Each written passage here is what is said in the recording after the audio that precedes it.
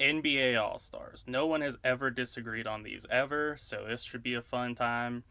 But in all honesty, there kind of are some non negotiables here with SGA, Jokic, and I think Luka as well. Definitely, a tier of their own with SGA and Jokic probably just being the two best players outright consensusly at this point, and Luka being a top five player in the league. Kind of hard to argue that they're not starters. So, not really much to talk about there, but it really gets divisive quickly because I was debating Jamal Murray versus Anthony Edwards a ton. I think that you're not dumb if you think either one of them, as evident by me thinking about it, obviously. But I think I go Murray here for the starter role. I think, three less points is a little bit of something, and yes, he has an easier job playing with Jokic, but Ant being such a less competent playmaker does matter a lot to me. I think that that does kind of lead to some of the fourth quarter woes the Timberwolves will have from time to time. It's just they don't have the playmaking. So I think Murray having twice the assist and basically the same amount of turnovers, I think that does move the needle enough to where yeah, the 3 points for Edwards is something, and he is a better defender, but it's like it's a little bit of a negative with Murray, I would say, defensively, versus Edwards being a little bit of a positive. He's oftentimes not really too engaged. So I go Murray over Edwards. The great efficiency off the bounce and, top five 3 point stuff. He's great efficiency. He's making a ton of them.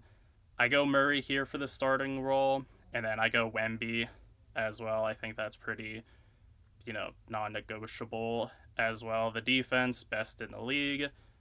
Per 36, he's just absolutely insane. He's doing this on like 29 minutes a game on average, so his numbers are really good, and they should be better. 24 points a game, great offensive and defensive rebounding. Only 40 games, that's a little bit of a knock, but you really are hard pressed to find issues with Wemby. I think it's pretty much just him after Jokic for the center situation in the league.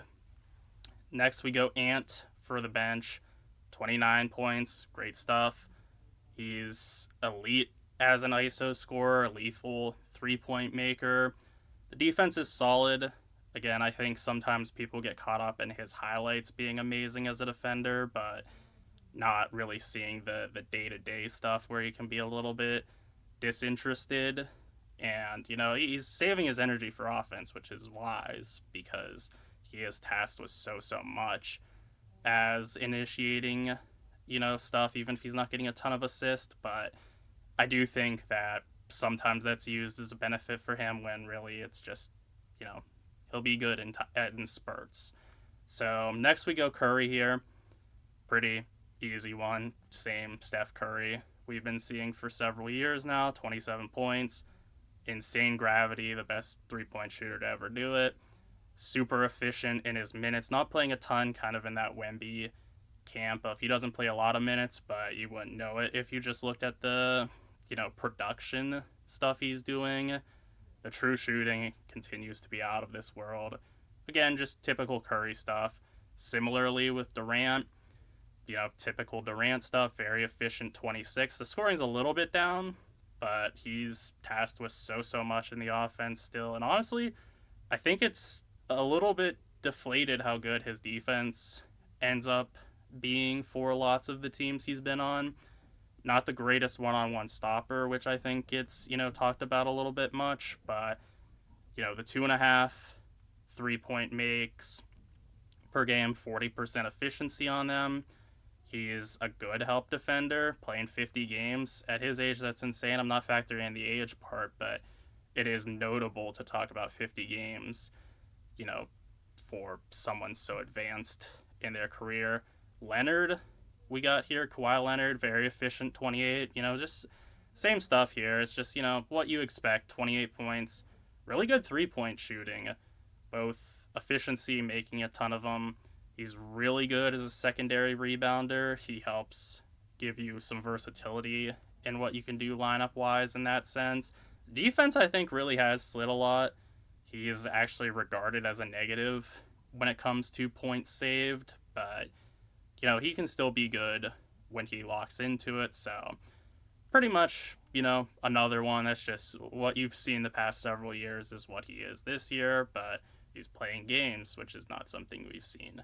So next we have Lauri Markkanen, which was, not what I was expecting this year going into it, given it was kind of last year for him, but very efficient 27. He's a high volume 3-point shooter, not the craziest efficiency, but remains one of the best shooting bigs ever.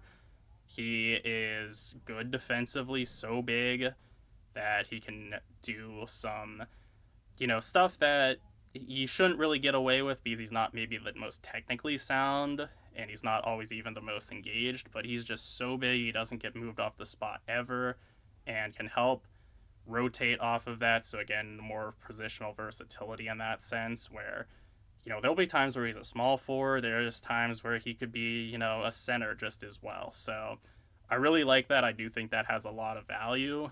And, the 2 offensive rebounds a game, that coming from a guy that, again, could be a small forward is pretty nuts.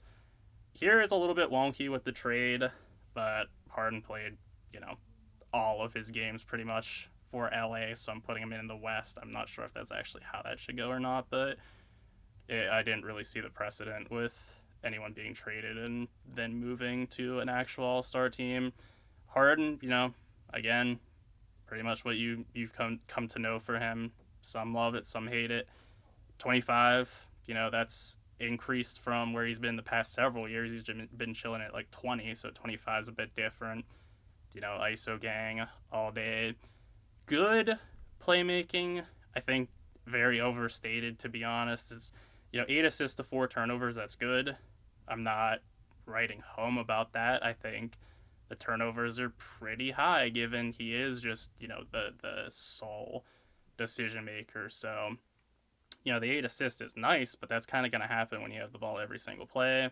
So a little bit limiting there, but still deservingly an all-star. The defense is fine. I think people talk too much about his defense and not, enough about the playmaking being a little bit overstated to this day, because the defense isn't regarded anymore as being like just a total turnstile, which is funny since he's aged so much since, that reputation. But I think sometimes people still do think that he's like a negative, when I think in actuality he's probably a little bit of a positive defensively, and, that can't be said for all of these all-stars, so there is that. Also, I guess I can talk about it here because Harden, super old, and, Leonard, former teammate of Harden, was the notable snub for LeBron to get the Lifetime Achievement Award All-Star.